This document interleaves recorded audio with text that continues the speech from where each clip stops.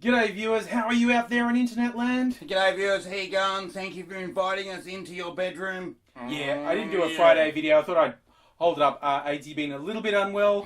Brought himself out on the... Yeah, we'll do another video on exactly how unwell he's been. But he's here for this. And you know what I want to talk about? What we haven't talked about for a while? Who we haven't talked about for a while? Tony. Tones! Mate, where have you gone? We miss you, matey. Funny thing. Got two tonks. Yeah, since he got knocked off from his job as Prime Minister, he's become fucking irrelevant. I know, right? You'd think fucking the wingnut would be fucking powering up and down, being... Yeah, exactly. Yeah. He's got this small, hardcore group of ultra-conservative supporters in the party who keep telling him, no, you'll come back, mate. You'll come back. You'll come back, He mate. won't. You'll He come back. won't. Puffs are evil, and you'll fucking come back. How's the Queen? She's awesome. Puffs are evil, you're going to come back, mate. That turns, I think he takes it up the bum. And everything since Turnbull has taken over in Prime Minister, with basically changing no policies, none, he's turned everything around. So this has become abundantly clear. Abbott, the person, the personality, or lack thereof, is what has been universally rejected by Australians. Oh, that would sting if you faced it.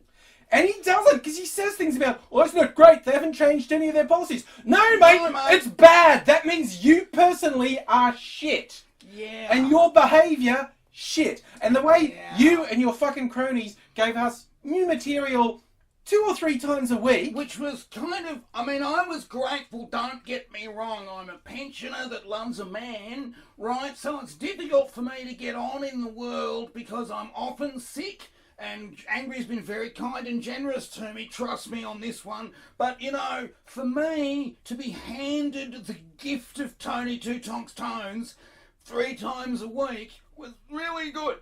It was good. I'm not exaggerating, like, I still completely oppose all their policies. Every time. But there basically has not been a massive clusterfuck since Turnbull got into office. Which is astounding considering those policies, which are a little bit contradictory, like some religions we might point out.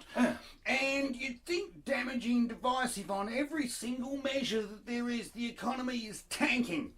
Every single measure there is, the economy is going backwards. It's going to be a Hail Mary pass of preposterous proportions to make sure that the entire electorate votes them back in.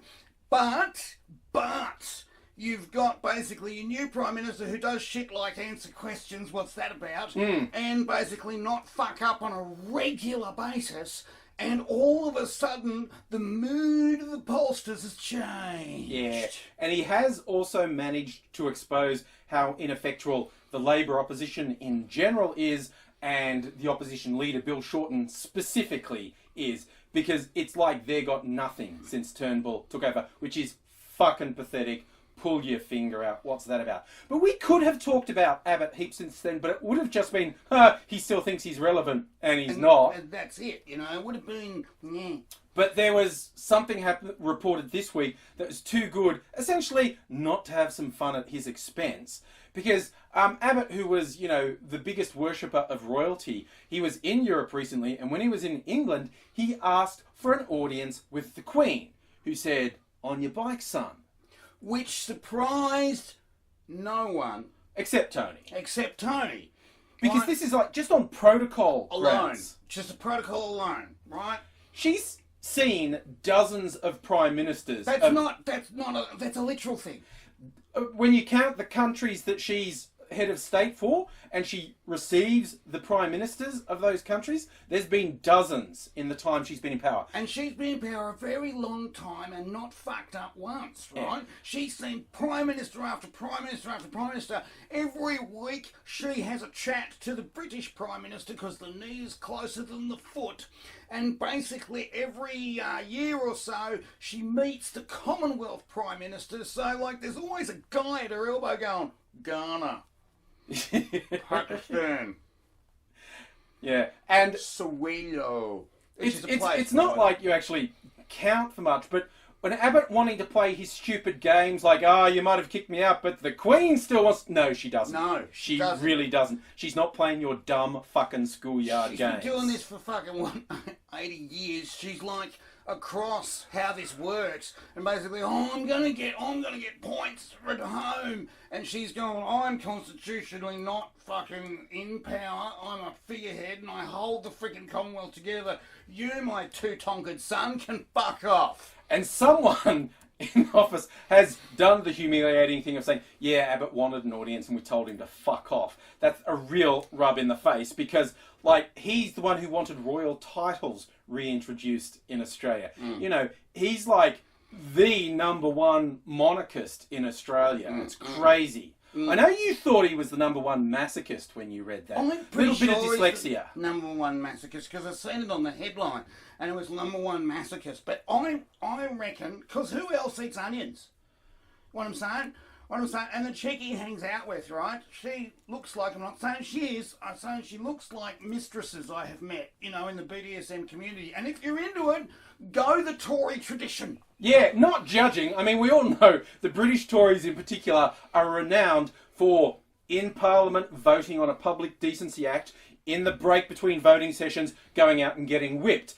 Hat tip to a particular friend of mine, an Aussie in London, and that's her job. Every time I'm in a bad mood, I just send her a message, can you please whip a couple of poms for me? And she will do that for you. Look, there was a time in the 80s and 90s when you couldn't open a packet of chips without having a Tory cock in it.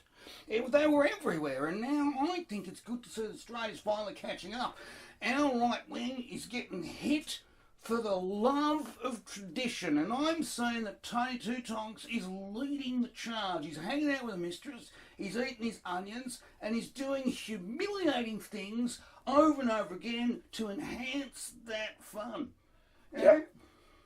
I'm going to be a bit regressive here. I just want to go to, of all that, one thing you said. When I was in the UK, I was fascinated by their unusual chip flavours. Of all the unusual flavours I saw, Tory cock wasn't actually in them. Which, by the way, when you see some of them, that's mildly surprising that they don't have Tory cock flavour. Yeah, but I was in a nightclub in Munich. I'm just not saying. Oh. Yeah. So, yeah, in fact, even though he's become completely irrelevant, we do want to give a hat tip.